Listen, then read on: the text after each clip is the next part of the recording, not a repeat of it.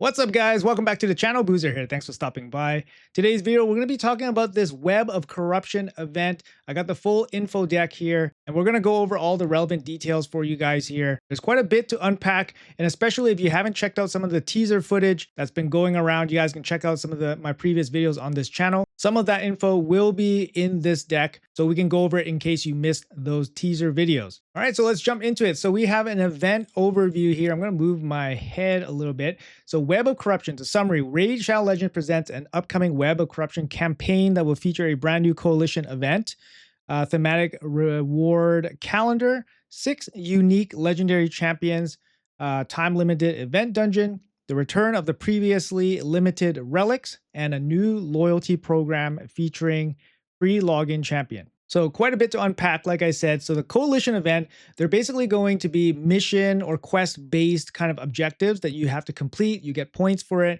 And, the more points you get, the better rewards, et cetera, et cetera. Think of them as, a separate set of advanced quests, but their quests are more geared towards some of the events that need to be done during this Web of Corruption campaign.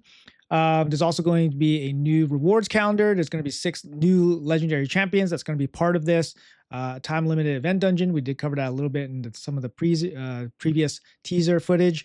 Past relics are returning, and then a free login champion. So phase 1 in June, champion fragment event. So that's going to be the fragment fusion. Again, you guys can check out the video that I released yesterday. There is a fragment fusion coming next Thursday. You guys can definitely get ready for that. There's going to be a start of the event dungeon. The event dungeon will return. Brand new boss, by the way.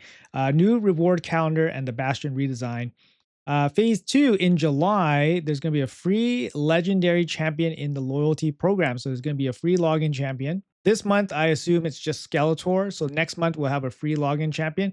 We'll have a classic fusion. There we go, guys. They're giving us a little bit of a heads up here. So we have a fragment fusion coming next week. And then next month, we will have a classic fusion. A lot of you guys are very upset that we actually have back-to-back fragment fusions. So you guys can look forward to this classic fusion. It will give you a fusion token, and you can exchange the classic fusion for your tokens to get whatever past fusion you want. And then next month will be the coalition event. Now, the duration of this entire campaign is going to last from June 3rd until August 5th. So it's a pretty standard long one, I guess. It's about 2 months, and then hashtag whatever. So far, not too different from what we saw last year with the whole Chaos Awakes and Karosa and all that. Let's move on. All right, we got some new champions here. Let's take a quick peek at these new champions that are going to be included in this campaign. So first, Folan Silverheart. It's going to be the Fragment Fusion. There is a video from yesterday that showed the kit for this champion. Make sure you guys check it out if you guys did not see it already. He looks pretty good. It's interesting, but he's going to be limited from shards until June 17th. So I assume his fusion ends on the 17th, and then he will be available in shards. Radia the Morn. Radia the Morn was previewed. The kit was previewed in my What's Next video yesterday, and she is going to be the event dungeon boss. Again, she looks pretty good. She is a Void Affinity champion, and she will be dropping from shards after the campaign, so August 5th. So that's good to know. I'm sure they'll have their own dedicated boosted events, 10x boost and all that. We have this new champion here I've never seen before. Telena Soulseer will drop from shards June 3rd. Varco's Head Splitter will drop from shards June 3rd. Hagaba, the Nest Maid, Classic Fusion. So this looks like the fusion for July, and she will drop from shards starting on July 1st. It's kind of weird that they have all these different dates for drops. And then you have Valerian, the Equalizer Loyalty Program. He's going to be the free champion, guys. Interesting. They all look pretty cool, and they all kind of look like Sylvan Watchers. I don't know. They all kind of look like Sylvan Watchers. Maybe Telena Soulseer could be an Argonite, perhaps. Varkos, I guess, could be a Dark Elf, but they kind of could also look like Sylvan Watchers. There's some visuals there. No info yet on these so far. All right, so like I said, guys, the June fusion will be Folan Silverheart. Like I said, we did go over his kit in the previous video. I'm not going to go over the quick Plarium commentary here, but he is going to be starting on Thursday, June 4th. Make sure you guys are aware of that. He looks pretty decent, might be worth your while, and he's going to be a Fragment Fusion, guys. Fragment Fusion. Here you guys go. If you guys need to check out the kit for Folan, he has multiple AoE attacks in his kit. He has an AoE attack that double hits on his A2, a triple hit on his A1, and then he has a debuff spread with some really nice debuffs in his kit. He has a block passive debuff, which is going to be really strong for the arena. Again, he looks like a serviceable champion. Sorry. You guys can pause the video to take a look at his kit. I'm not going to go over it here in this video. Now, this is some juicy stuff here. We got some new kits for these new champions. All right, so let's go over the first champion here. We have Talena Soulseer, sorry. She is going to be a high elf and Spirit Affinity support champion. She's going to be legendary. Let's check out what her kit does here. On the A1 is a single target, single hit attack. Attacks one enemy, has a 30% chance of instantly activating 2 poison debuffs on the target. Instantly activates all poison debuffs on the target if the target has any of their skills on cooldown. After booking, it's 50% chance. It's kind of interesting. I'm not 100% sure whether this is super great. I mean, obviously you need poison synergies, but sure, it could be interesting. Let's see the A2 here. I see your evil. So it books down to a 3-turn cooldown. It's an AoE attack, 100% chance of placing 2 poison debuffs on all enemies for 3 turns. That's pretty nice. Nice and long. Let's see what else. Then increases all allies turn meter by 20%. Might be okay for like PvE content. Turn meter boost is always welcome. A3 attacks all enemies. Before attacking, places increased accuracy on all allies. That's good. Has a 100% chance of decreasing the duration of all enemy buffs by 2 turns. Also has a 100% chance of increasing the cooldown of all enemies by 2 turns. Oh, so it's a lockout and it's a buff removal ability. Wow, with an increased accuracy. Wow, wow, wow. On a 3-turn cooldown, guys. Very, very nice. So 2-turn increase cooldown with a 2-turn buff duration decrease. And then you come in with increased accuracy and it's a hit. So obviously you can weak hit, but a hit means you can remove the mercurial stacks. Very, very interesting. Passive evil wanes before her. Increases all allies turn meters by 2% whenever a poison debuff is activated on an enemy.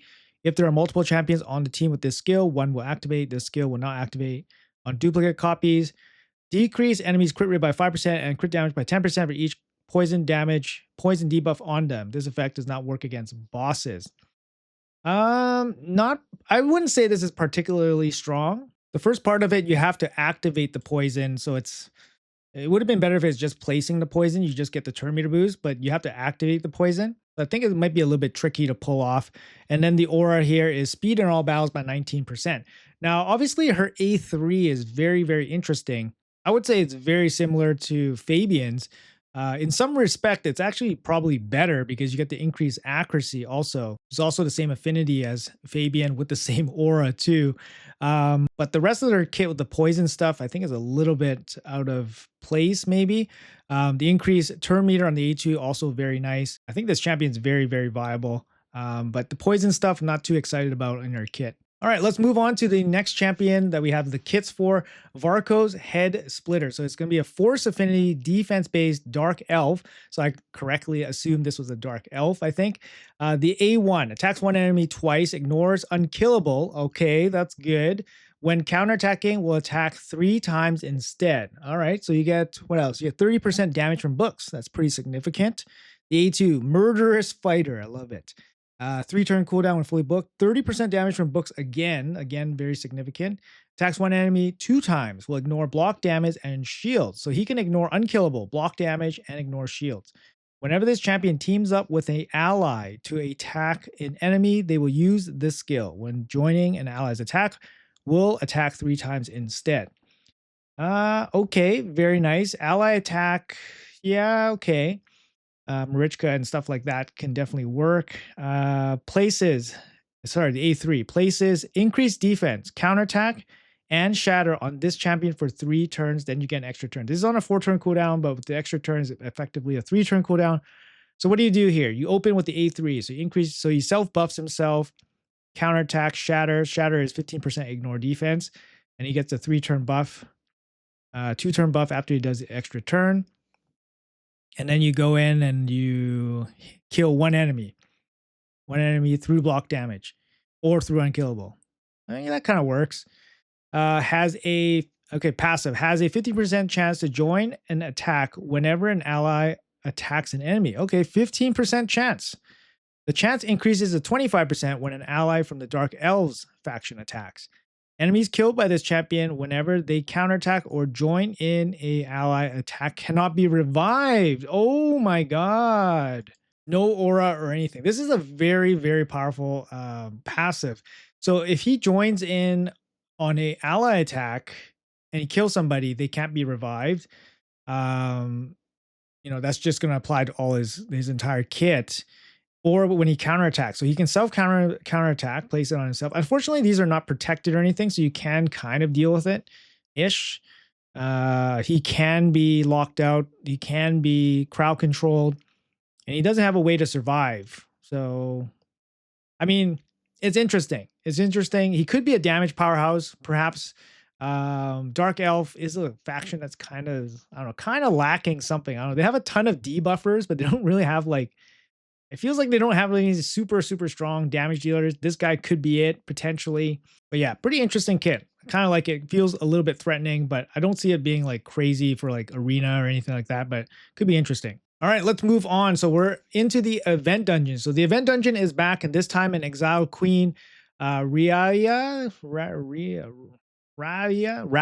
the Mourned, will be featured as the dungeon boss, available for all players of level 6 and up.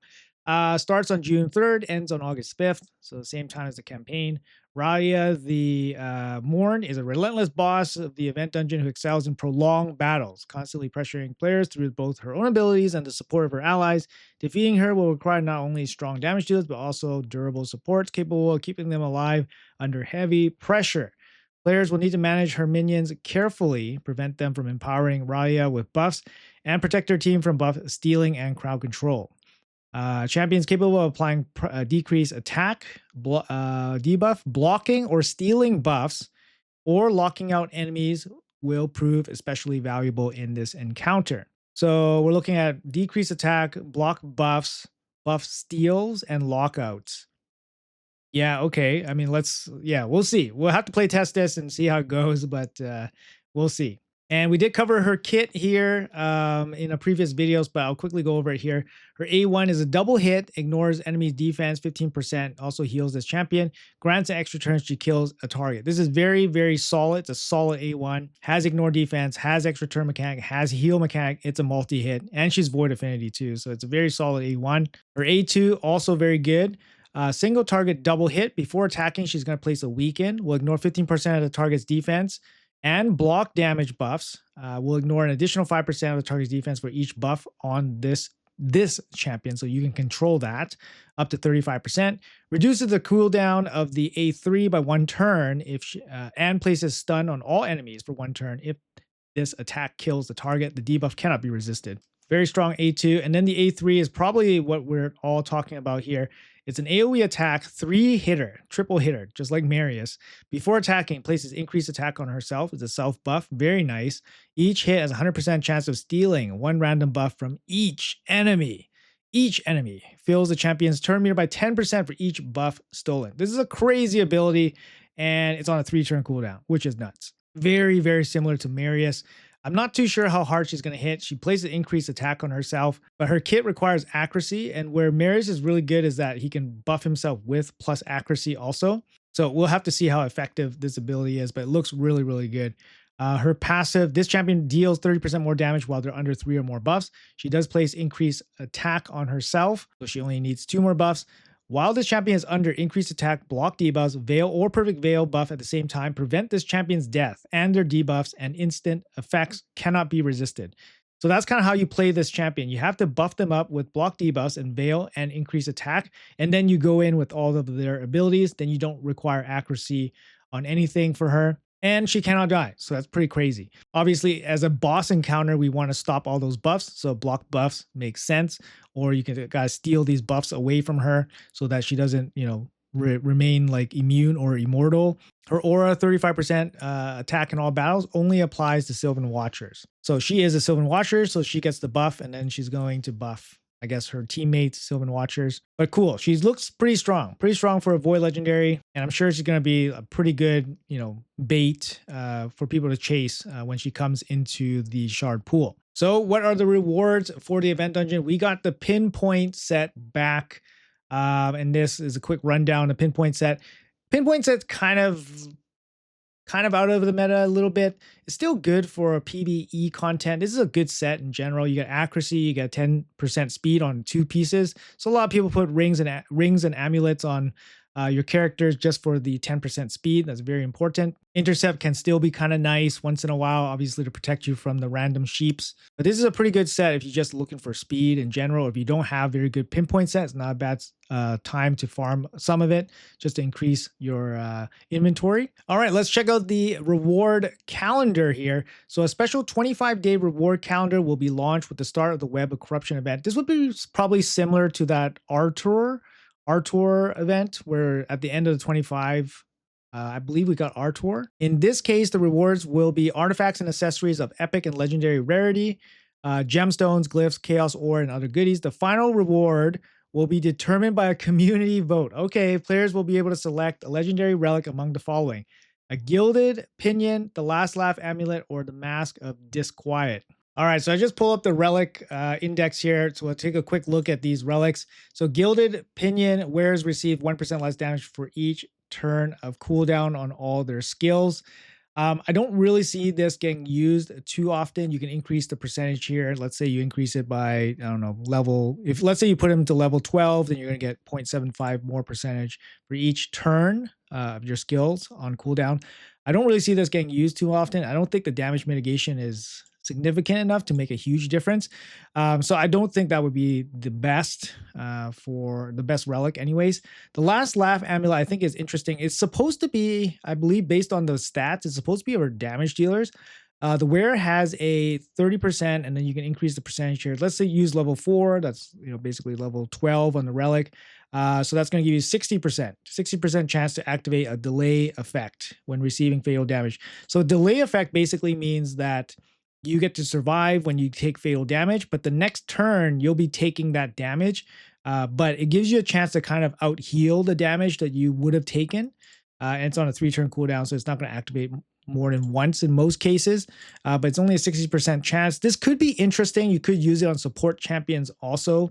But unfortunately, it's not 100% guarantee. I think I like Aspect of Suroth as a more consistent way of cheating death. Although this could be pretty good if you have like good healing supports, or if you put this on a support champion and they can heal up significantly, it could be pretty good. The Mask of Disquiet. So this one, obviously a counter to Sheep. You get 30% chance when you upgrade to level 12. It goes up to 60% chance of getting an instant turn effect on themselves after coming back from Sheep. Now, I would say right now, Sheep meta is at maybe an all-time low based on how things are shaping up with everybody either using Wand of Submission or moving on to Mercurio and all that stuff. Sheep definitely is something that is probably used a little bit less often. Maybe we'll see a comeback of Sheep since the Wand is going away, but Mercurial is just another kind of hurdle for Sheep. So I don't feel Sheep is that prominent right now. And this feels pretty specific. If you want something that has a little bit more impact, I would say Last Laugh Amulet is probably a little bit better because you're probably, if you die, you actually have a pretty, powerful effect to delay that death.